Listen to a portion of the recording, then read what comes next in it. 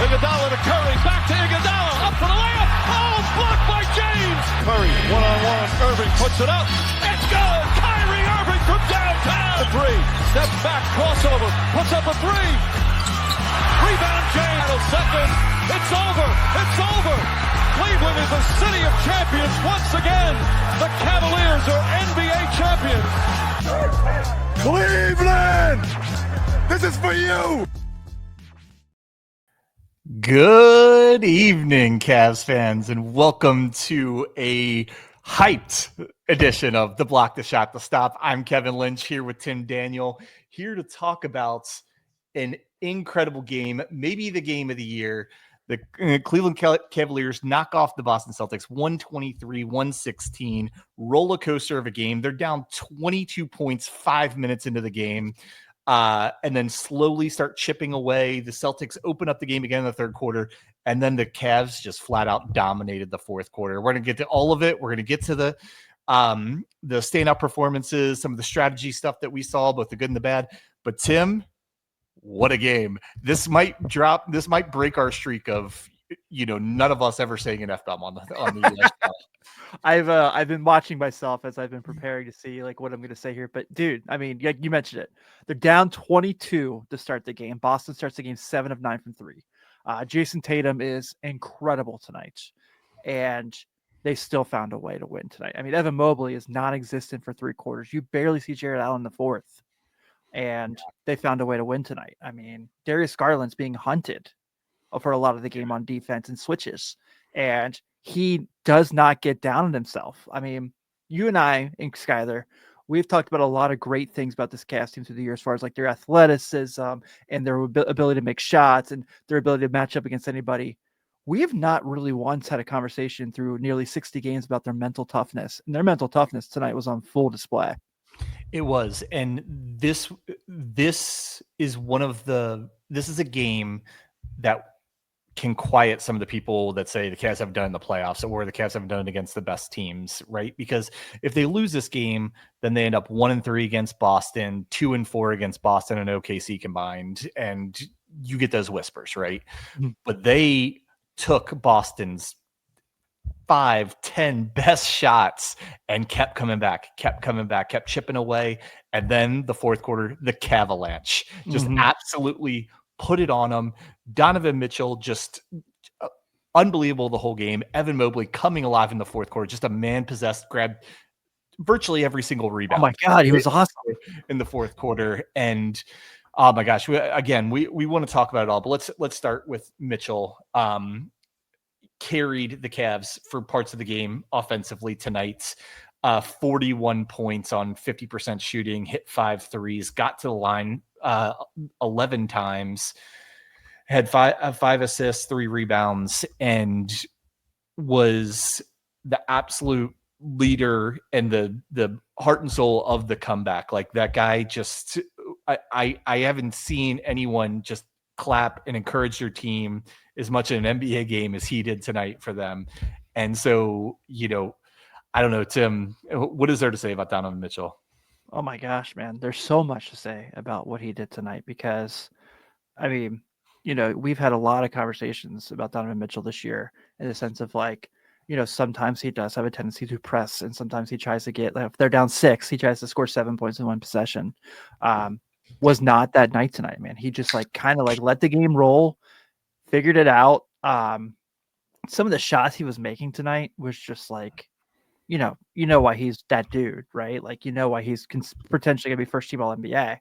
And tonight, some of the shots he was making, dude, were just insanity. Like, whether it's, he was making space for himself, or he, like Derek White, was all up in his grill, he was still finding a way to hit shots, and down the stretch, especially. I mean, I know he airballed a couple threes, but realistically, dude, just some of the things he pulled off tonight, and some of the dunks he pulled off tonight. Oh my gosh, he had that one over Sam Hauser, which anytime someone dunks on a Marquette guy, I'm happy. So, just an awesome night, man. Just a phenomenal Donovan Mitchell game, and you were really well displayed on the internet for your Darius Garland Donovan Mitchell All-Star take, and you were right at the time for sure. But Donovan Mitchell post All-Star break minus a game, minus the Orlando game, has been pretty freaking good. Yeah, he has. And Donovan Mitchell has deferred a lot this year from an offensive perspective, and he's focused more on being a playmaker, a leader, picking his spots more than having to be the guy who has 25, 30 points every night. But he's still the guy they need in games like this. 1,000%. He is the guy who can break down, one of the best defenses in the league and get to the basket and get to the line and, kind of he kept them in the game for a long time. And then end of the third quarter, into the beginning of the fourth quarter, just like propelled them back. He had like I thought he had like 11, 12 points in a row. Yeah.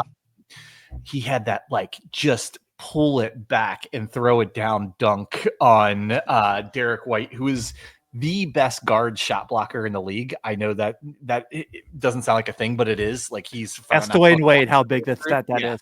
Yeah. Yes. And so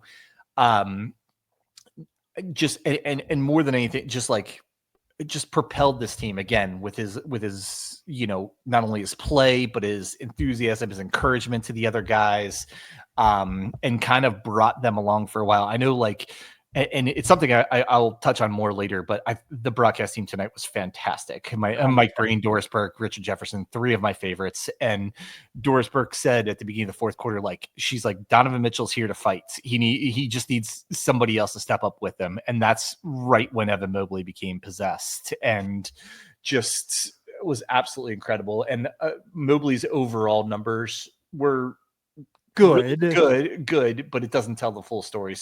17 points, 12 rebounds.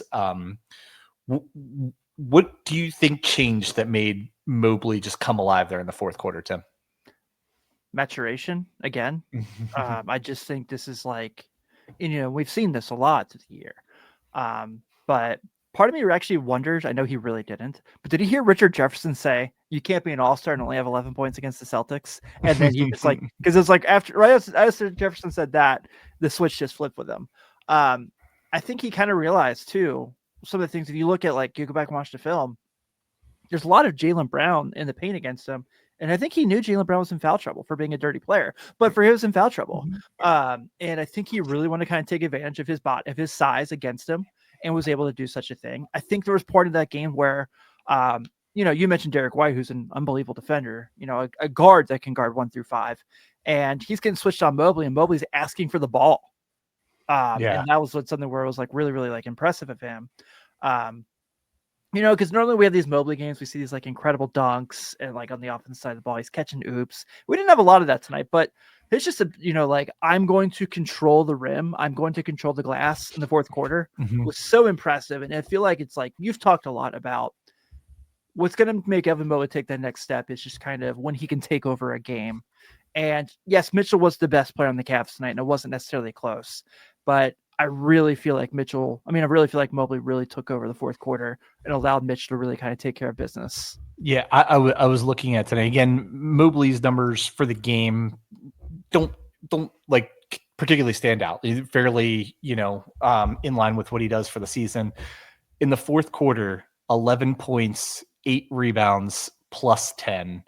Hit 4 for 6 in the field, 2 for 3 from 3. 2 huge threes. Yes, and was absolutely phenomenal. And let's talk about the fourth quarter as a whole. And Mitchell and Mobley are obviously a huge part of it, but I thought it was so interesting in the fourth quarter.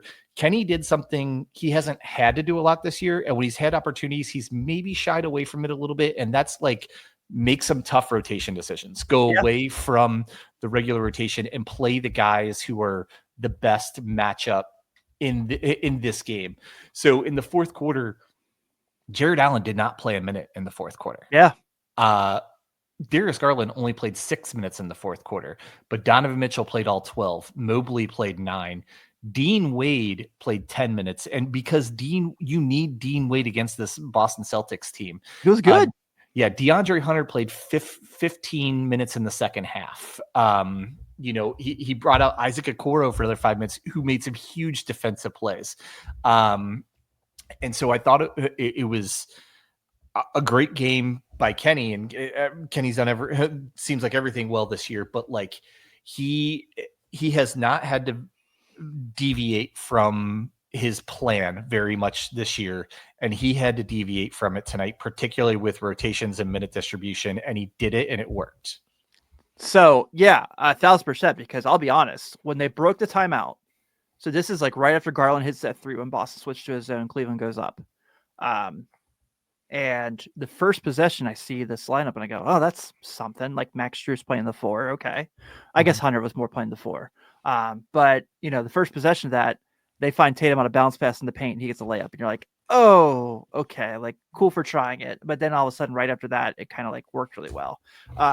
And yeah, so you mentioned Garland 6 minutes tonight in the fourth quarter. It was offense defense. It was like he came in when they had the ball and there was a break, and then would check out defensively and they'd bring someone else in. And Kenny hasn't done a lot of that this year, really. Especially down the stretch. And I understand, like, this game being what it was. So, yeah, man, I thought, Max Strus, not a great game. Thought he had some really nice moments defensively for the most part, but, you don't really count on him to guard Jaylen Brown, and you probably shouldn't. You shouldn't. And we are going to have to talk about the Celtics and particularly the Jays tonight, but we'll get to that. I want to focus on the Cavs first.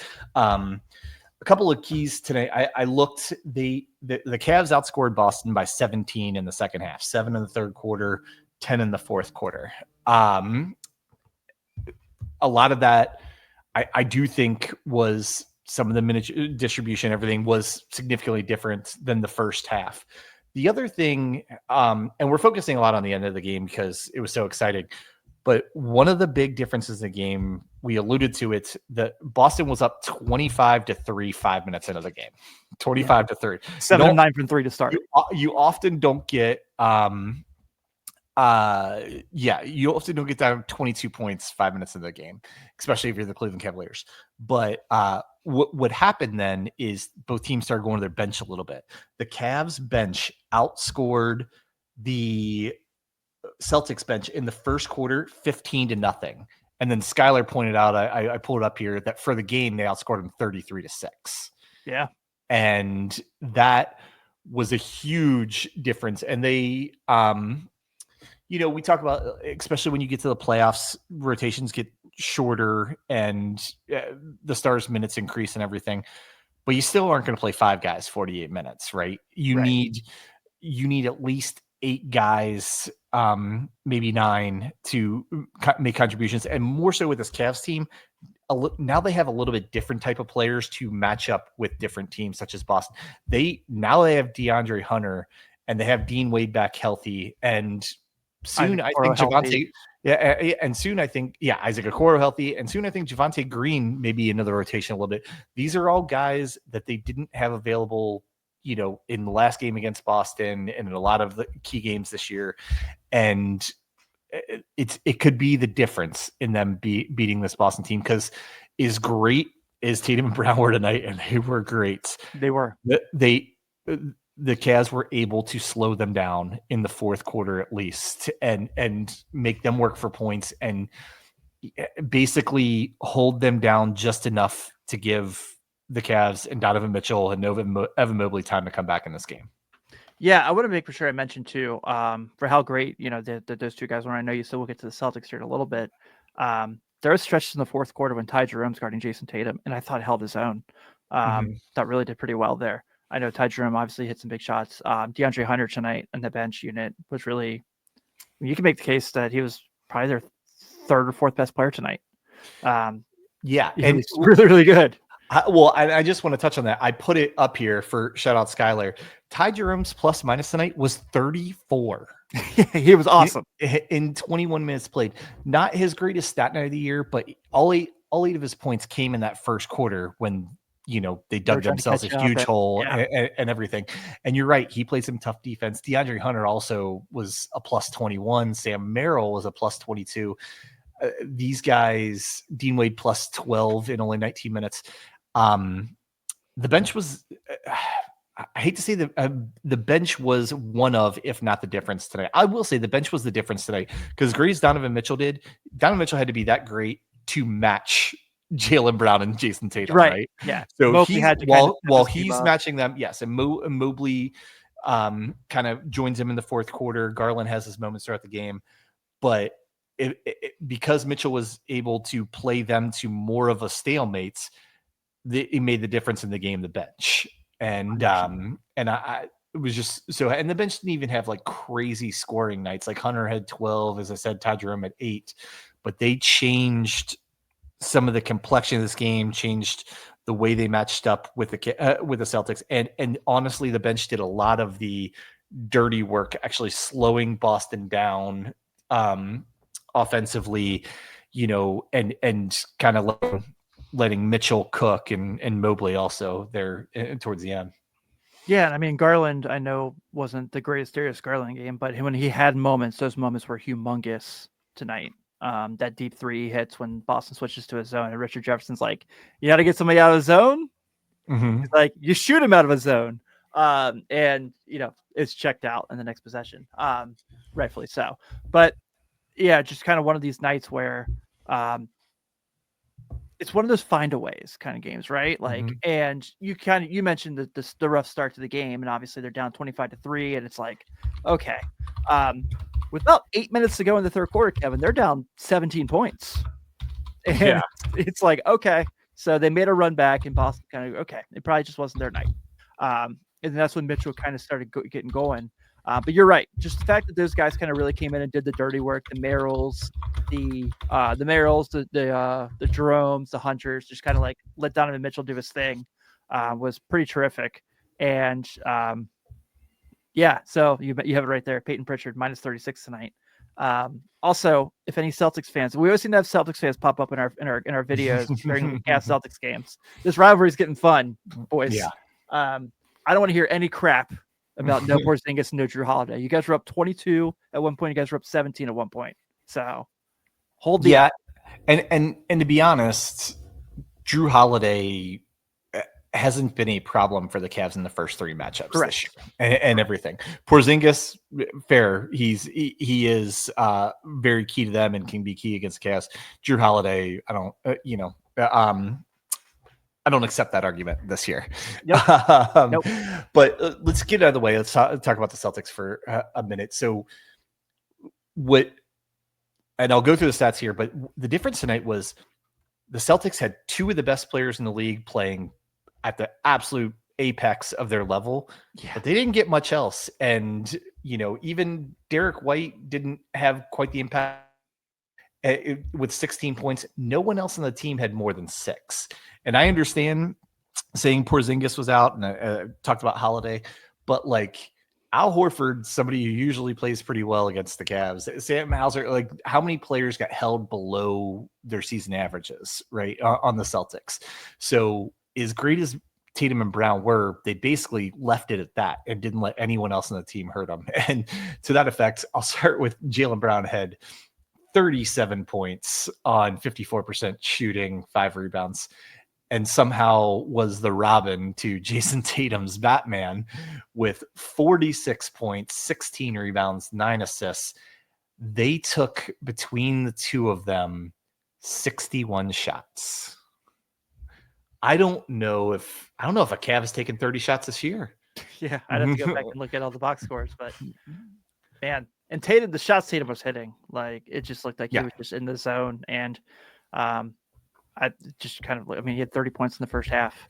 And also had like 7 assists in the first half. On top of that, he was just unbelievable tonight. Showed why he's a guy who's consistently first team All NBA. Keaton Perkins, of course, talking about how they were just kicking Cleveland's ass in every way, shape, or form. His words were. Didn't get to see what he said after the game, but I look forward to looking up the clip.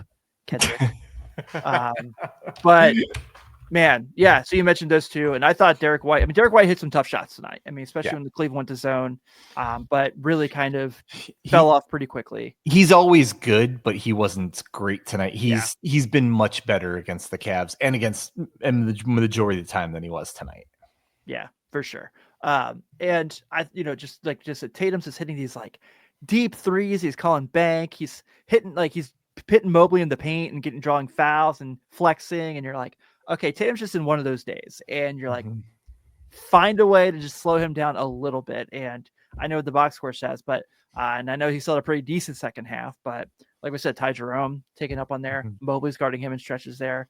By the way, for what it's worth, in the fourth quarter, I think Mobley 1,000% proved he's the defensive player of the year. I thought he was just on the rim, good in boards. He was just awesome in the fourth quarter on both sides of the ball. But that's not why we're having this conversation, obviously. Just, what Tatum and Brown are able to do, and that's why they're the defending champs, right? That's like the combo. Probably now the second best duo in the NBA because of what the Lakers have, but still certainly in the conversation. I don't know. Yeah, and I'm looking at the breakdown between first half and second half for Tatum and Brown. Tatum had 16 in the second half, which is less than the 30 he had in the first half, but he had to work for it. He was only 8 for 20 in the second half, 40% shooting. Brown had 18 in the second half and better shooting. I think he was 6 for 12. But they didn't let anybody else score. In the third quarter, Derek White had 2 points. He was the only other person to score besides those two. I'm sorry, in the fourth quarter, that was. Outside of, so Derek White, this is crazy. This is as great as they were. Are you about to talk about Luke Cornett? No, as great as they were, you can't win games like this against the other best team in the league. As great as Tatum and Brown were, they got 8 points from the rest of the team in the second half. 5 from Derek White, 3 from Pritchard. That's it.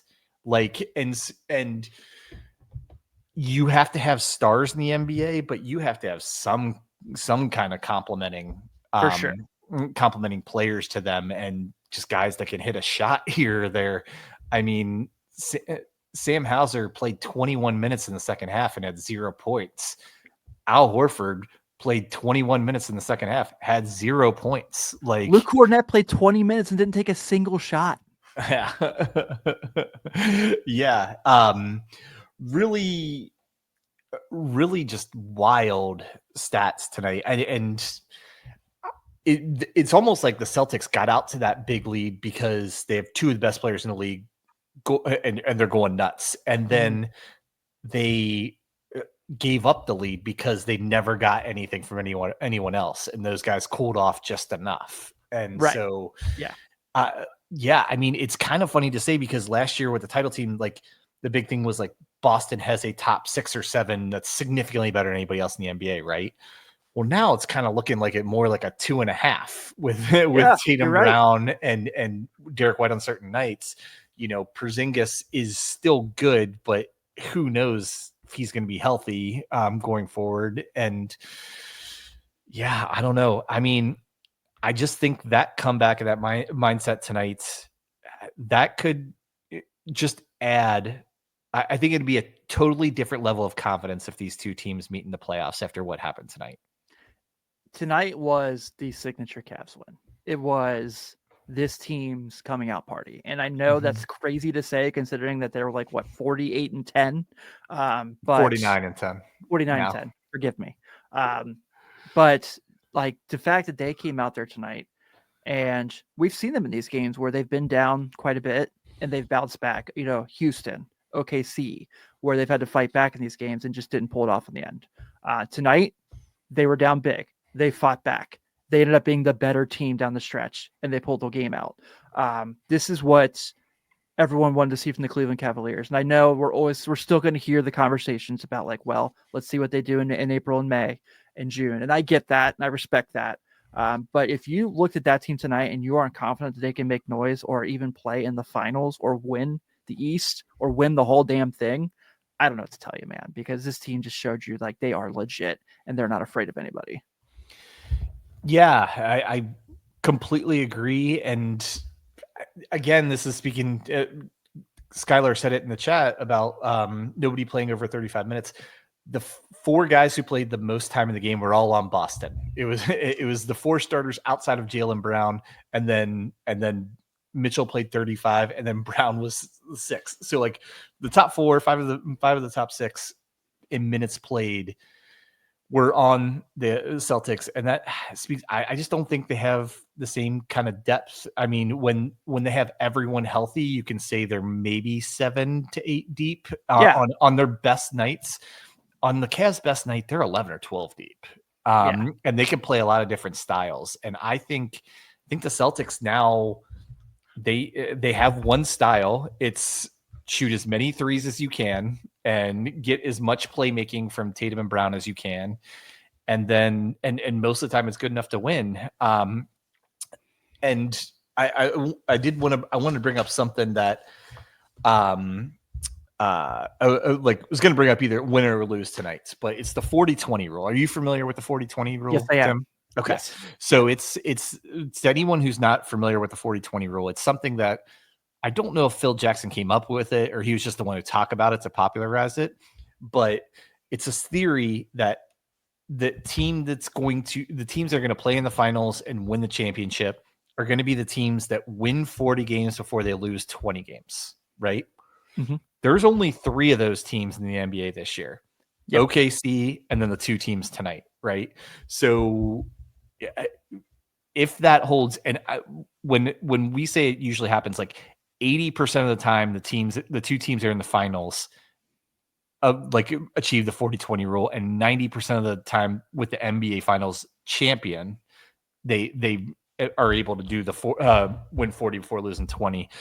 So I really think it's a collision course. These 2 teams are going to the Eastern Conference Finals, and I just think, and I could be wrong, but I think I'm going to be right, and I can't wait for it if I am right. Dude, I'm 1,000% with you. I can't see any other way. I respect the hell out of the New York Knicks offensively. They can't stop either of these 2 teams. You just saw it last weekend. Yeah. I respect the hell out of Giannis Antetokounmpo. Mm-hmm. Who else are they going to rely on? I love Lillard, but like Lillard in a playoff series, he's had great moments. He's won series for Portland before, but he hasn't played these teams. And I know he lost to the Warriors in the Western Conference Finals. He got swept. Let's just call it what it was. Probably would be worse against this Cavs team with how deep they are. But yeah, man, there's no way it's not these 2. I mean, it would be a total surprise. And I'm with you. Yeah. We'll wrap up this game because we could talk about this game all night, really. And I want to, again, but yes, yeah. But recapping, I'm so encouraged by so much of tonight's. I think you have to look at and we'll talk about all the encouraging things. I do want to talk about the one negative, and the negative is being down 22 points 5 minutes in the game. Yes, and I previously thought it didn't matter. Like, who cares who starts against Boston going forward? I want DeAndre Hunter or Dean Wade in the starting lineup. Me too. Yeah, too. If you're gonna play Mitchell and Garland, which you obviously are, and you're gonna start the game with Mobley and Allen, which you obviously are, I want one of those big athletic wings to be the one to match up with either Tatum or Brown. I love Max Strus on this team. I think he's a super valuable player. And in most matchups, a guy who is going to really contribute to the Cavs. I think the Celtics are a really bad matchup for him. I'm not saying he shouldn't play at all, but I do think like the Cavs did in the fourth quarter tonight, more of the playing time should be geared towards the players that match up better with the Celtics. That's DeAndre Hunter, Dean Wade, Isaac Okoro. And I would like to see them just do that from the jump. Get one of those 2 in the starting lineup if they do face the Celtics in the playoffs. I 100% agree because, like you said, I love Max Strus. I think he's great for this team, but there's just not as a guy who comes in and plays with Peyton Pritchard, sure, yeah, all for it. But when it comes down to guarding Tatum and Brown, and you got to be the first to 4 wins, that makes it a little trickier if he's in the lineup just because of their athletic abilities against him, and her size. Obviously, I think that's a big thing about Hunter. Obviously, there's besides the fact he's just this innate shooting ability, he's this really good on the ball defender. He just has that size that's going to kind of give those guys fits. He didn't slow Tatum down for a while tonight, but when it mattered the most, he really did his thing. So yeah, I completely agree with you. I think when it comes to matchup wise, you got to do that. And realistically, we all love Jared Allen, but we saw tonight, maybe you do look at him for like 27, 28 minutes. Yeah. And for now on against that team. Yeah, maybe. Especially, I mean, it might be different if Porzingis is playing and you need the size to match up a little bit. But like the lineup they had tonight, it made sense that I'm usually always in favor of Jared Allen playing 30 plus minutes. But with the Celtics playing so small tonight, and it made sense to try a different lineup without him, and it worked. And I still want Jared Allen on our team playing the vast majority of the time. This just happened to be one instance that it worked out to play a little bit smaller and a little bit more athletic. All right, Tim. Well, we will wrap up this talking about tonight's game, and we'll do a quick preview for Sunday. But before we actually preview the game, want to remind anyone, or if anybody hasn't heard yet, we're going to be in Cleveland. We're going to be live. We're going to be doing a pregame show this Sunday starting at noon, Southern Tier Brewing in downtown Cleveland. It's only like 3 blocks from the arena, whatever they call the arena nowadays. And we're going to be there. We're going to do a shorter live show, but spend a lot of time mingling. We're going to do some Cavs trivia. We're going to do a bunch of giveaways. We have merch. I'm actually the first person ever to wear our True merch. Story. Can't wait to get my hands on mine. Yeah, we're gonna give away a lot of shirts. We have some Cavs basketball cards we're gonna give away. We have some other odds and ends stuff we're gonna give away. But most of all, we just want to meet a lot of the people that are nice enough and supportive enough to listen to our show, that love the Cavs like we do, and just mingle and have some fun, and then we'll meander over to the game after that. Tim, how are you feeling about Sunday? I can't wait, man. Cleveland's kind of almost become, just because of my wife and going to see her family all the time, so it's become like my second city. When I'm in town, I have such a great time. I know, like, there's often the Joakim Noah joke. Kevin, we are flat out going to be the contradiction to the Joakim Noah joke. We are vacationing in Cleveland this weekend. But I can't wait, man. It's gonna be a really cool spot. I love Southern Tier. Like Kevin said, it is a hop and a skip away from Rocket Arena. So we're gonna have a good time. And so if you're just catching us for the first time and you live in the area, we'd love to meet you. If you listen to the show every week, come hang out with us. We're gonna be really fired up, man. It's gonna be a really good time, and we can't wait to celebrate this Cavs team with you all, because we've been able to do it all year behind these microphones, and it's the first time we get to do it outside of our homes. And what a perfect time to celebrate after a game like tonight's. Tonight's the last game we're going to have before we're all going to get together at Southern Tier and talk Cavs basketball. I just feels like a good time to have a cold one, hang out with the great people from Southern Tier who've been super, super great with us, helping us put this together, and we'll be there in support as well. And yeah, like, just get excited and have some fun with this team, because man, it's been such a fun year, and it's fun as it is to do this, regardless, and over the internet and everything. It's going to be really, really fun to do it in person and meet some people on Sunday. Yeah, I'm really looking forward to it, man. It's going to be really fun to kind of just see everyone and get to, and put names to faces and stuff like that. So for sure. Well, real quickly, the game that's going on Sunday is the Portland Trailblazers. They're not very good. Nope.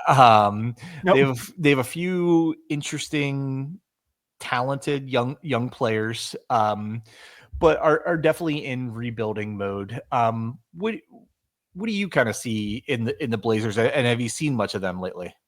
I've watched a few games. I don't know, man. I think I'm probably going to be the one that goes down with the Scoot Henderson boat. I can't quit my Scoot Henderson stock. I just feel like there's something in there. There's some Russell Westbrook style of player in there in him, so I have a hard time giving up on him. But they're a team that's really young and has a lot of really good talent, like you mentioned. Their team is beat up all the time. I feel like they never had their healthy group. Stat wise, for people who kind of don't really know, they're 25th in points a game. They're 24th in offensive rating, 23rd in defensive rating. Not very good, like Kevin's mentioned. They are in the catch the flag sweepstakes. To put in context, you can make the argument, Kev, that Deni Avdija has been their best player this year. And that's not a guy who's a very good basketball player, but not a guy you want to be talking about as your best player. And Jeremy Grant's there, Donovan Clingan. Obviously, you guys hear me talk about my Big East guys all the time. I'm mad he doesn't play more, because he's definitely, when DeAndre Ayton's out on the floor and Donovan Clingan's on the floor, is definitely a difference in effort and attitude. DeAndre Ayton has really kind of given in, it feels like, to what's going on in Portland, and just kind of like not exposing that early Phoenix effort that we saw, which breaks my heart, because I loved him at Arizona. But this Portland team, whether, I made the joke to you guys in a text message, like we're probably not going to see Mitchell play Sunday because of tonight. But whether Mitchell and Mobley or guys play or not, I mean, Cleveland is significantly a better basketball team and it's on their floor. So I would like to think that we are going to be celebrating another Cavs victory that night. But I have to ask you a more important question about Sunday, Kevin. Okay. It's Nick Gilbert Appreciation Day at the Rock. Okay. Sunday. Are you wearing a bow tie? I don't think I own a bow tie. I don't anymore either. I looked this morning when I was packing. I think the only bow tie in my house is actually for my dog. And so I don't know if I could jerry rig that one to put it on. I'm gonna be honest. I'm probably gonna be wearing this shirt right here. And if I can find a bow tie to go with it, by all means, I will do it. But yeah, no, it's gonna be so much fun Sunday. Can't wait to see everybody pregame, go to the game, and get to see all this in person that we've been celebrating from afar all year. Yeah, I'm really looking forward to it, man. It's going to be, there's just nothing like, and those who are consistent Cavs fans know, and we talk about this a lot, but I've been lucky enough in my media career to watch a lot of basketball games at a lot of great arenas, historic arenas. The energy at Rocket Arena is the best of any place I've ever seen a basketball game. That's college, that's NBA basketball. I mean, there's just nothing like the energy in that building. Yeah. I just wish I could stay with one name for for the place. Especially this year because they're doing the 30th anniversary of the arena celebration this season. Oh gosh. And it's like, okay, so yeah, I mean, it cracks me up. Yeah. But with that, we'll get out of here because I literally am going to go finish packing my bag. Me too. I'm driving to Cleveland first thing in the morning. So what a win tonight. Awesome game. Sucks to get down by 22 so quickly, but man, did it set up for an exciting game and especially exciting finish. And just absolutely awesome. If you're around in Cleveland Sunday, please come meet us. We're going to put it out one more time on our socials, probably tomorrow. If you need the details, by all means, shoot us a DM on any of them and we'll get them to you. But for Tim Daniel, for Skylar Webker, who I knew was watching and blowing up the chat, I am Kevin Lynch. Thank you for tuning in. Thank you to Blue Wire for putting this on. And as always, go frickin' Cavs.